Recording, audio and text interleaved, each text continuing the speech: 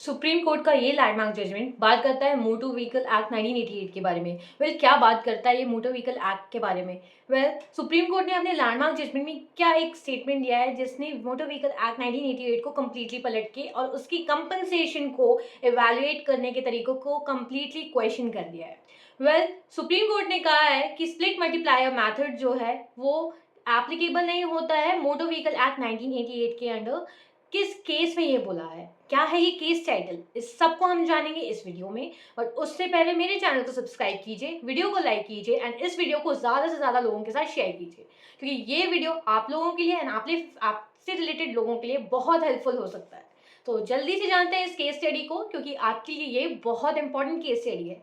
Motor vehicle 1988 में जो split multiplier method apply करती है हाई कोर्ट या क्लेम ट्रिब्यूनल या फिर जो भी कोर्ट इस केस को देख रही है, उसके लिए सुप्रीम कोर्ट ने क्लियरली बोल दिया है कि ये पर्टिकुलर जजमेंट जाके हर हाई कोर्ट में क्लियरली स्पेसिफाई कर दो।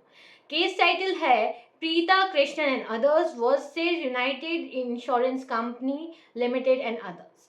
क्या बोलता है ये केस स्टडी? ये केस स्टडी बात करती है कि अगर किसी व्यक्ति की डेथ हो गई है तो उसकी इनकम के बेसिस पे कंपनसेशन डिसाइड होगा। हाई कोर्ट ये नहीं कर सकती कि स्प्लिट मल्टीप्लायर मेथड अप्लाई करके अपने हिसाब से कंपनसेशन डिसाइड कर दे। कहाँ से ये केस टाइटल उठ के आया है, कहाँ से ये चीज़ आई है, हम इस वीडियो में जानेंगे। बट इस वीडियो को अंत तक ज़रूर देखिएगा, क्योंकि ये आपके लिए बहुत इंपॉर्टेंट है और ये आपका राइट है कि आपको हर चीज़ें बहुत डिटेल वे में समझ में आए। 51 ईयर ओल्ड असिस्टेंट इंजीनियर की रोड एक्सीडेंट सड़क दुर्घटना के दौरान मौत हो जाती है। अब कंपनसेशन तो मिलेगा क्योंकि एक्सीडेंटल डेथ है। तो मोटर व्हीकल एक्ट 1988 के अंदर क्लेम ट्रिब्यूनल के अंदर क्लेम पिटिशन फाइल होती है, क्लेम के लिए जाती है फैमिली। इसमें क्या होता है कि जो क्लेम ट्रिब्यूनल है कंपनसेशन ग्रांट करती है 44,04,912 रुपीज का। इस क्लेम को चैलेंज किया जाता है इन कहाँ पे? केरला हाई कोर्ट में। और केरला हाई कोर्ट क्या करती है? स्प्लिट मल्टीप्लायर मेथड अप्लाई करके जहाँ पे सुपर एनुएशन एंड पोस्ट रिटायरमेंट को एक जरिया बना के जो क्लेम अमाउंट है उसे रिड्यूस कर देती है। क्या रखती है क्लेम अमाउंट? 35,10,144 रुपीज। जी हाँ, 44 लाख से डायरेक्ट 35 लाख में आ गया हमारा कंपनसेशन। तो आपको क्या लगता है कि सामने वाला अब सुप्रीम कोर्ट नहीं जाएगा? बिल्कुल सुप्रीम कोर्ट मूव किया गया इस पर्टिकुलर केस के लिए। सुप्रीम कोर्ट ने कहा ये बिल्कुल जस्ट कंपनसेशन नहीं है जो कि हाई कोर्ट ने अप्लाई किया है स्प्लिट मल्टीप्लायर मेथड को। अगर आप देखें जो कि बहुत सारे ऐसे लैंडमार्क जजमेंट्स हैं जो कि क्लियरली स्पेसिफाई करते हैं कि कैसे अगर एक व्यक्ति की सड़क दुर्घटना में मौत हो जाती है या मोटर व्हीकल एक्ट के अंदर कैसे आप कंपनसेशन डिसाइड करेंगे। One of the landmark judgement है सरला वर्मा वर्सेस किसी National Insurance Corporation Limited versus Pranay Sethi and Sumati versus National Insurance Corporation limited.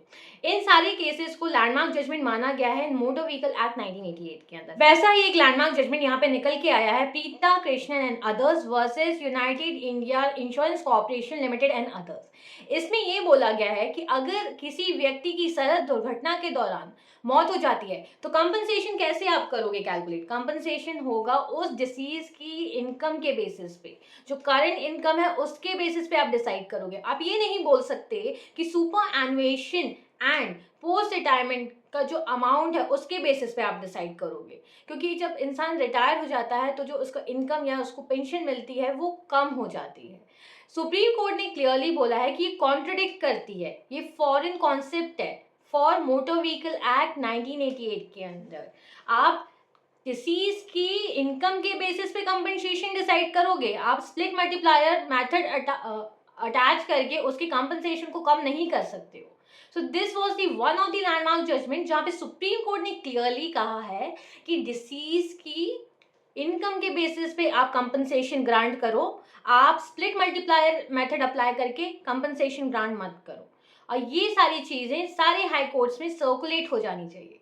Supreme court के इस फैसले ने अब कंपनसेशन अमाउंट क्या कर दिया था? 47,76,794 रुपीज़। जी हाँ, ये क्लेम ट्रिब्यूनल के द्वारा जो कि कंपनसेशन ग्रांट किया गया था उसे भी एक्सीड किया गया, उसे बढ़ाया गया एंड 47,76,794 रुपीज़ कंपनसेशन ग्रांट किए गए डिसीज को।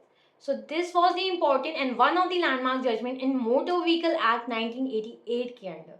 आपका क्या है इसके बारे में कहना, मुझे कमेंट्स के थ्रू बताइए।